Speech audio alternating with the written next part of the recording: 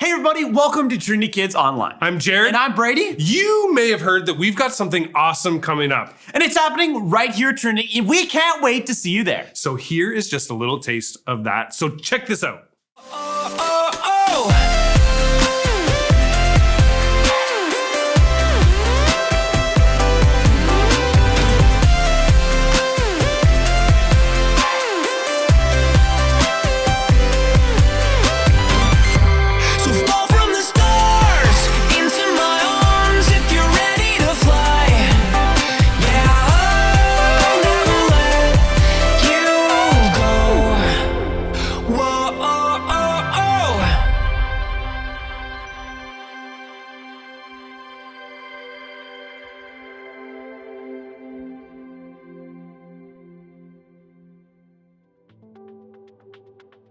That looks so epic. Dude, it is gonna be such an amazing experience for kids, for their siblings, and well, the whole family. It's really gonna be a can't miss experience. And you know what else we can't miss, Brady? What? Today's video. It's all about grit, refusing to give up when life gets hard. All right, let's get it.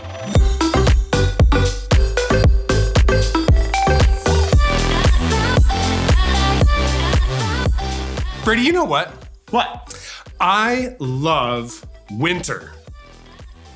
Sure. Nobody loves winter. Okay, well, I am somebody and I love winter. And while it's not winter like quite yet, it is fall. Yeah. And fall means that winter is coming. Well, I love fall more than winter, but you know, it's kind of my favorite season of all the year. I know that you love the fall, Brady. So for today's challenge time, you'll never guess what I did. I chose an awesome game for all of you out there to play with Brady that is fall themed, and it's corn. I see what you did there. Corn comes in the fall. Exactly. Oh. So grab a family member or a friend if they're around and see how well you know your corn with today's game. It's corn. Ready to play? Let's play. All right, guys, it's time for challenge time where we are doing a little game called It's Corn, where we're gonna answer some questions and we're gonna figure out the answer. Here we go, question number one. The blank is the inedible leaf over the corn cob. Is it the case or the husk? You know, case usually have something valuable inside. And, you know, inside this case would be some lovely kernels of corn. Or the husk, ugh, kind of a gross word. Kind of like, you know, the outside of something. Yeah, I kind of like the case, but I'm gonna go with the husk. What do you guys think? Case, husk? Let's see, the answer is the husk! Woo! I cannot believe it that I got that question right. Here we go, question number two, guys. Moving on. Corn is a type of grass known as blank, a starch or a cereal. The only kind of corn cereal I know is cornflakes, and don't think that's a grass. Don't think cornflakes are grass, so cornstarch, definitely. Wait, guys, cornstarch is a thing. I've definitely used cornstarch before in things. What do you use it for? Isn't it like that really crunchy starch? I don't know. I'm gonna go with starch. I'm gonna go with this. No, it's starch. What do you guys think the answer is? Cereal! That's gross. I don't want to eat no corn flakes no more. Or corn pops. Gross. Nasty. Well, guys, moving on to question number three. Here we go. An average ear of corn has how many kernels? 400 or 800? I'm going 800. Big or go home. I don't want no corn with 0 kernels. We going big. We pop in corn. Yes, sir. Here we go. It is. The answer is 800. Boom. Did you get it? Probably, because that one's so easy. Boom. Question number 4. Corn cobs, the actual corn piece thing over, have an blank number of rows, even or odd. Well, by my mathematical calculations, it's 100% to be odd. Why? I don't know, because corn has an even amount of letters and I'm being edgy. Boom. It's odd. What do you guys think the answer is? Even. What even is this question? Got him. Moving on to question number 5. Here we go. Which country is the leading corn producer? Is it China or the United States of America? You know what? There's no way it's nothing but our brothers down south in the United States of America. Amen, brother. Let's go. It is 100% the US of A. Here we go. Question number 5. The answer is the US of A. Boom. Did you get it? Of course. We know the US. That's why corn is so prevalent up here in Canada. Yes, sir. Largest, question number 6. Here we go. The largest amount of corn grown in the US, wow, convenient, is for blank, livestock or biofuel?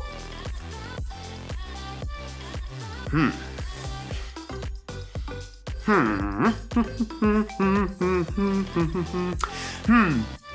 you think cows eat the corn? Well, I eat the corn. Are we considered livestock? Guys, I haven't thought about this. No way, right? There's no way. If this doesn't count corn that we eat, right? This is tough. If it counts corn we eat, then that's a lot of corn. This is ridiculous, guys. I'm gonna go, I think it might just be for cows, or pigs, or sheep, or horses, or whoever. I don't know. I'm gonna go with biofuel, because it's funny. The answer is biofuel. Well, guys, looks like I'm ready again. Corn trivia, it's corn, it's time. Did you get them right? If you didn't, that's okay. Make sure you guys always try your best because it's a good time. If you beat me, congratulations, let us know. We'll see you guys in the rest of the video. Thanks so much for playing It's Corn with Brady. That was super fun. I am so glad I know so much more about corn now. It's like my favorite season of the year just got so much better. That's awesome, Brady. Well, in a moment, we are going to head to the Story Lab to hang out with Sebastian and with Skylar, who take us into a story from the book of Exodus. Exodus is the second book of the Bible, coming right after Genesis. Genesis, then Exodus. In Exodus, we meet a wee tiny baby by the name of Moses, whose mom literally sends him down the river in a basket to protect him. Wow. And on top of that, mom couldn't even guarantee that he would be safe. I know, right? So it's a pretty risky thing to put a baby in a basket and then send him off in a river. Yeah. True. Sometimes when things in our life get hard, we can feel like we're just not sure what to do, just like Moses' mom. So, what do we do when we're not sure what to do when things get hard? Well, let's go to the Story Lab and see if they have any ideas. Sounds good. Let's go.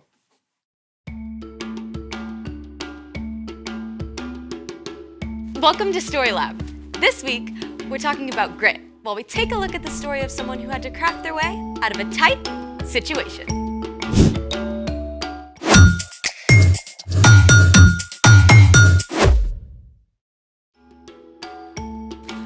Hey, I'm Sebastian. And I'm Skylar. What does grit mean, Skylar? Grit is refusing to give up when life gets hard. I think I deserve a grit award. What for? Yesterday, my little cousin lost her tooth swimming at the Y. I spent half an hour diving for it. I found it for her. That's very gritty. It was at the bottom of the deep end. So weird. When we swim, our teeth float with us, but a tiny tooth by itself sinks. I think this calls for a float challenge. Let's try it. It's water. What should we test to see if it floats? I've opened up the chat for suggestions. Fluffy cookie wants us to try pumpkin. Do we have a pumpkin?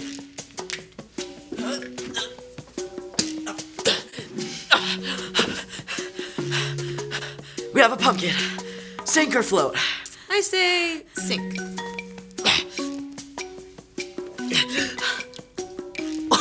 It floats? No way. This is insane. How? It's like a watermelon, basically. Kinda like that. Hold on. What's this? Wookiees are people too want us to use pop? Oh, soft drink. Diet or regular? Doesn't matter, both. Sink or float? If a ginormous pumpkin can float, I say the soda floats.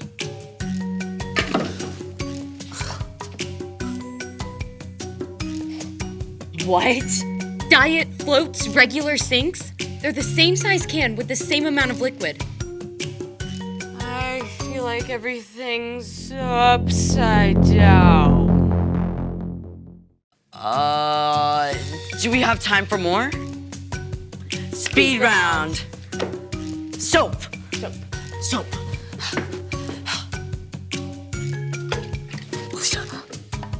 Bowling ball. Bowling ball. Bowling ball. Bowling Bowling ball. ball. Bowling ball. Bowling ball. Oh, this is heavy. Okay. Okay. It floats? What? Rubber chicken. Wow. Thought it was gonna sink. But why? None of it makes sense. Density. You're calling me dense? No. Some objects sink and others float because of density. Oh, I don't get it. Okay. Every object is made up of tiny molecules. In some objects, the molecules are packed tightly together, and other objects, the molecules are more loosely packed. That's density. The more dense an object, the more likely it is to sink. So a tiny tooth is dense and sinks, And the sugar in a regular soft drink is dense and makes it sink too. but diet soda is less dense and floats. You are not dense. I have been known to float. Now it's time for... The story before the story. Today, we're in the second book of the Old Testament, Exodus. God created everyone and everything, but people turned away from God. Still, God made a plan to bless the whole world through Abraham and Sarah's family.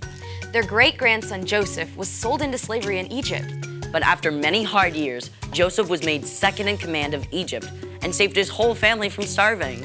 Over the years, Joseph's family, the Israelites, grew and grew. Until the Egyptian king, Pharaoh, got scared. That's where our story starts. Take it away. Hey everyone! So, the Egyptian pharaoh was scared. There were so many Israelites, he thought they might join the Egyptians' enemies. So Pharaoh forced the Israelites into slavery. And that's the way it was for hundreds of years. But no matter how hard the Egyptians made the Israelites work, the Hebrew family still continued to grow. Preposterous! I declare that all Hebrew baby boys must be thrown into the Nile River. I know, this was terrible news.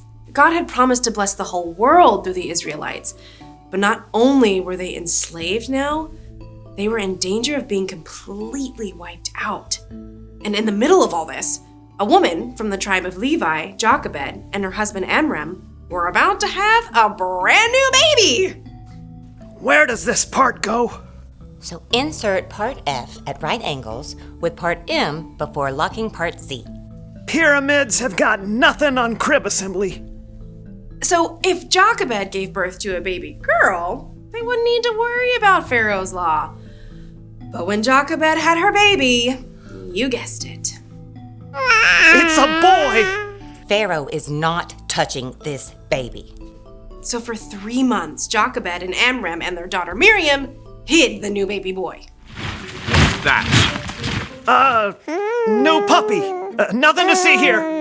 Hush, little baby, don't say a word. Mom's gonna buy you a mockingbird. They tried, but after 3 months, there was just no way to keep hiding a baby boy with a healthy set of lungs. Jochebed wove a basket out of tall grass and coated it with tar. Give him to me now. But they'll still hear the baby in the basket. Come with me. Jochebed was so determined to save her baby that she made a risky and very creative move, might I add. Are we giving our baby a bath? Nope, we are giving him a chance. Now stay close by and make sure he's safe. So maybe Jochebed figured this was a place no one would come? Or maybe she knew it was the favorite bathing spot of Pharaoh's daughter. Sure enough, Pharaoh's daughter came down to the river to bathe. Bring me that basket at once. I mean, Miriam must have been terrified, right? But she stayed hidden and watched to see what might happen. Poor thing. This must be one of the Hebrew babies. Miriam gathered every ounce of courage she had and ran up to Pharaoh's daughter.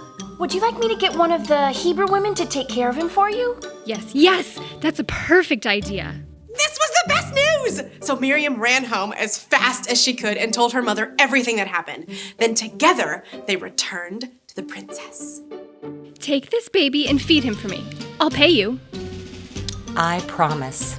I will treat him like my very own son. And she got paid! Jochebed was able to care for her son at home. And when he grew up, she took him to live at the palace with the Pharaoh's daughter.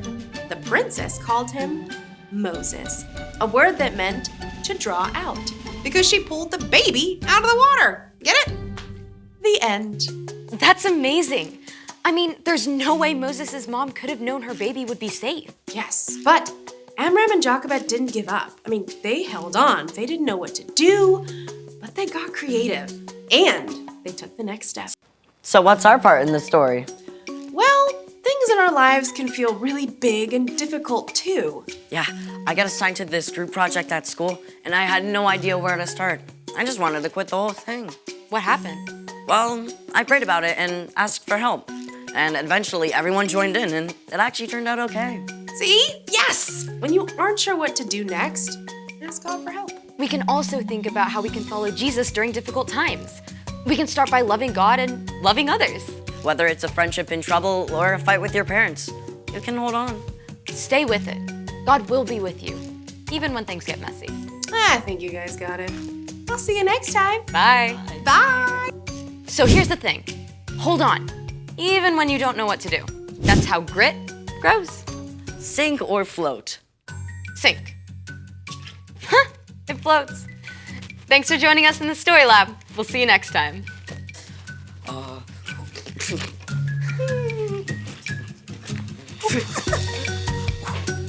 For last time.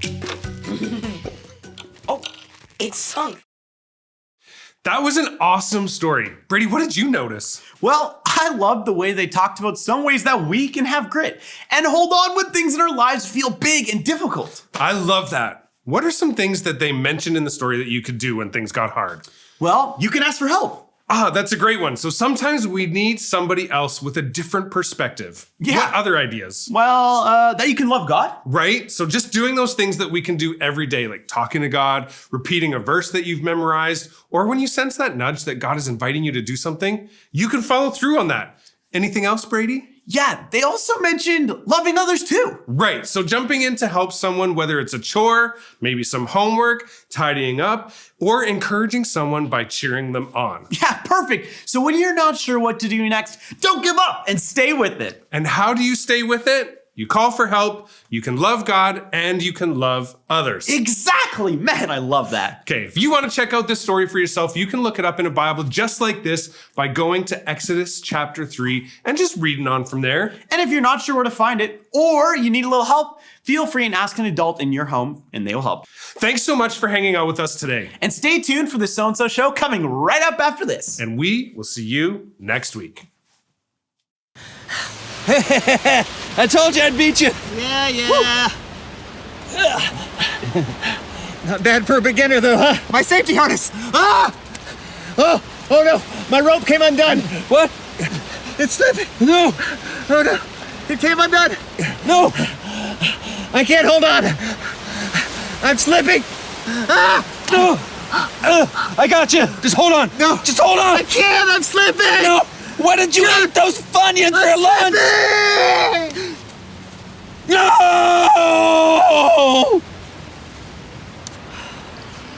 No!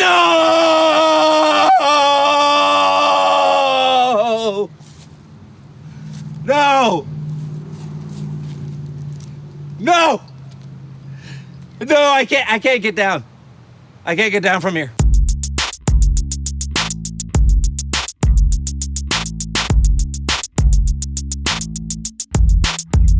Hey, well, hello, all you guys and gals. You hep cats. You rad young men and women. You hipsters without beards. Yeah, I'm John. And I'm Brandon, and this is the So-and-So Show. I have a question. Oh, well, fire away, my friend. Do you think I have grit. Grit? You mean like grits, like the breakfast food? No, not like the delicacy of the American South? No, not like the delicacy. Hey there.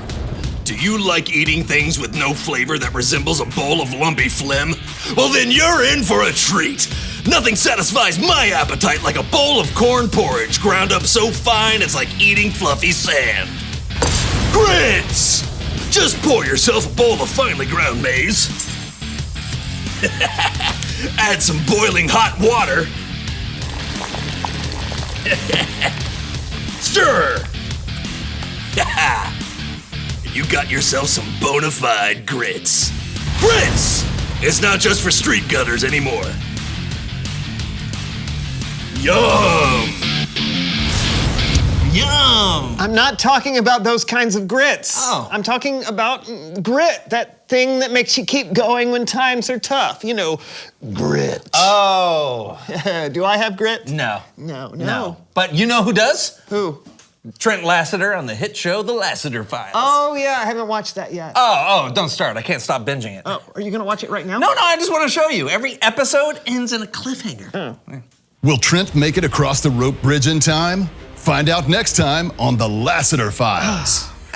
Spoiler alert, he crosses the rope bridge. Oh, thanks. Yeah, because he's got grit. I see. Yeah, Brandon, if you want grit, be like Trent Lassiter. It's worked for me. I can pretty much do anything I want now. Wow. I know, I'm pretty incredible. It's a long story. Say, I'm gonna go get some coffee. You want some? No, thanks. Okay, I'll be right back. All right. Will John make it to the coffee maker? Find out next on John Gets Coffee. What was that? I don't... Faced with uncertainty and bewilderment, will John even take another step?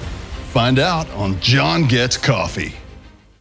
I don't like this. I don't think I'm gonna go Hey. What happened to all that grit you were talking about? Well, now I'm terrified. Hey, that disembodied voice is only asking what will happen. I mean, do you know what will happen at any moment in your life? No. All right, then push through the uncertainty, my friend. I believe in you. Oh, okay. Yeah. I'm gonna take a step now.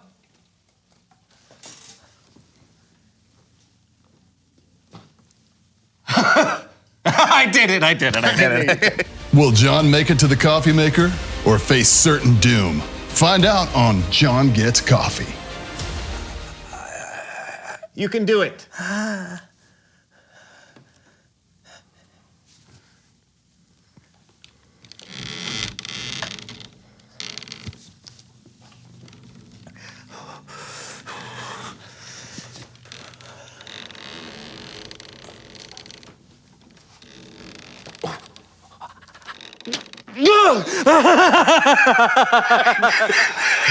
I did it! Oh, now I can just pour myself a cup of coffee. Oh, yeah. Can John take a sip of coffee without spilling it on himself? Find out on... Yeah, John Gets Coffee, we know. John, can you do it? I think so. I'm here for you, buddy. Here goes.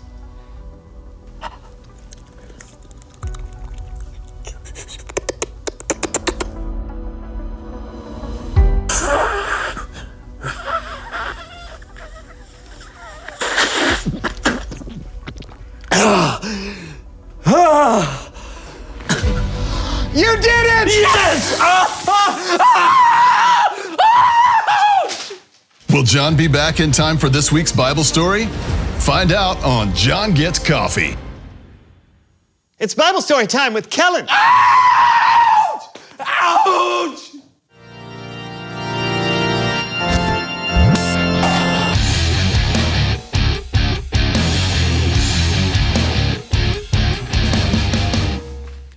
Hey guys, listen, unfortunately something has come up and I can't be with you all today, but don't worry, everything's fine.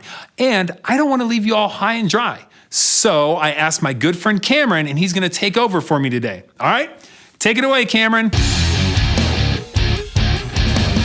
Cameron. So what have you got for us today? Oh man, it's an incredible story about an incredible family. Well, I'm incredibly intrigued. Take it away. You can read today's story in the book of Exodus. The Hebrew people were in Egypt and they were growing in numbers. In fact, there were so many of them, Pharaoh, king of Egypt, got worried and placed every Hebrew in Egypt into slavery. And that's where today's story picks up. And to help tell it, I think it's time for a little Kidspective! Oh, yes, I love this. As we said before, Pharaoh was not happy. I am not happy. So he made a decree, I shall make a decree. which said, I, Pharaoh, hereby decree that every Hebrew baby boy shall be... What? Are you serious? yeah, Okay. I, Pharaoh, hereby decree that every Hebrew baby boy shall be thrown into the Nile River. yeah, it's true. This was horrific news to the Hebrew people. But soon after this decree, a Hebrew couple gave birth to a son. Look, a beautiful baby boy. A son. Wow, a brother. We have to protect him. I don't care what Pharaoh says. It's not right. Go.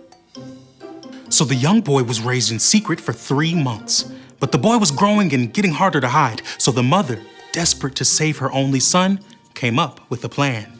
Hey, Mom, what you doing? I'm making a basket to put your brother in. Why? I'm going to place him in the basket and leave him in the tall reeds near where the Pharaoh's daughter goes to bathe. How do you know they won't hurt him if they find him? I don't, but it's all I know to do. So the baby boy's mother and sister went down to the riverbank and placed the basket there. The boy's sister and mother hid in the tall grass nearby. Oh man, I don't think anybody's coming. Mom, I think we should think of something else. Ugh, the Pharaoh's daughter makes me do every little thing just because I'm her servant. Attendant, go check what that thing is in the tall grass over there. I mean, I have allergies, lady. Baby! I found a baby! Hey, I found a baby! When Pharaoh's daughter saw the baby boy, she felt sorry for him. And even though he was a Hebrew, she planned to raise him as her own. But then Miriam had a great idea. Excuse me? Pharaoh's daughter? Halt! Who goes there? It's okay. It's just a little girl. What can I help you with? Actually, I think I can help you. Seems like you're having trouble with that Hebrew baby. Well, he's so adorable, but he smells for some reason. Probably needs a change. A change? What's that? Say, why don't I go find you a Hebrew woman to take care of the baby until he's a little bit older? Yes, that's an excellent idea. Go, find a suitable Hebrew woman to help raise this child. You're so cute. But so smelly. And guess what happened? Miriam went and got the baby's own mother to help raise him, which is amazing. Give it up for our Kidspective kids. That is a crazy story. I mean, that baby's family, especially the sister, really just kept going, even though they didn't know how things would turn out. Right? Hey, do we know what happened to the baby? Well, his own mother raised him until he was older. After that, he went and lived in the palace as Pharaoh's daughter's son.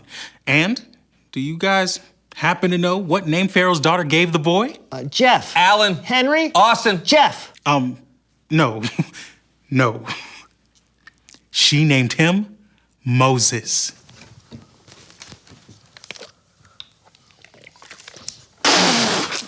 What? Right. The Moses who would go and lead the Hebrews out of Egypt and slavery. Isn't that cool? Man, I bet Moses' parents had no idea who their son would become. You're probably right. But it just goes to show being unsure about how something will turn out doesn't mean you shouldn't keep trying to find a way to do what you know is right. Plus, we have a Savior in Jesus who knows how everything will turn out. If there's anyone we can follow when times are difficult or unsure, it's him. Great story, Cameron.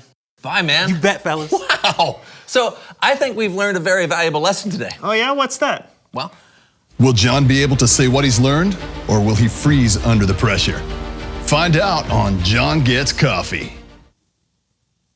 Don't let the voiceover guys stress you out. Reveal the question. Oh. When have you helped solve a problem? That is a good question. Maybe you've helped a friend figure out how to solve a literal math problem. Yeah, or maybe you've worked with others to point out what maybe needs to be done in your neighborhood or community. Yeah, whatever problem has come your way, you probably need a lot of grit to get through it. Yeah, so talk about it together. When have you helped solve a problem? That's all the time we have, so we'll see you next week. I'm John. I'm Brandon. And that was the So-and-so Show. Or was it?